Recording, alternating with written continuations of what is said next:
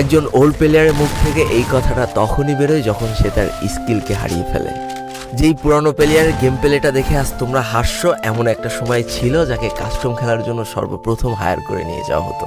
যেই পুরনো প্লেয়ারটার game play দেখে আজ তোমরা হাসছো, একটাবার খোঁজ নিয়ে দেখো সেই প্লেয়ারটার গেম প্লে দেখেই একটা সময় অনেক মানুষ গেম খেলা শিখেছে। যেই ওল্ড প্লেয়ারটার খেলা দেখে আজ তোমরা তোমাদের গ্রুপে নিতেও লজ্জা পাচ্ছ, খোঁজ নিয়ে দেখো সেই ওল্ড প্লেয়ারটা কোনো একটা সময় কোনো একটা গিল্ডের লিডার বা অফিসার ছিল।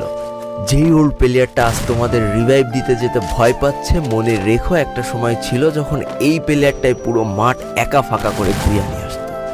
যেই নতুন প্লেয়ারগুলো শুধুমাত্র ডাইনামিক ডুয়োর সাথে গেম খেলার জন্য সারা রাত জাগো, তোমরা মনে রেখো যারা ওল্ড প্লেয়ার ছিল তারা সারা রাত খালি ট্রেনিং পিটাতো নিজেদের স্কিল ভালো করার জন্য।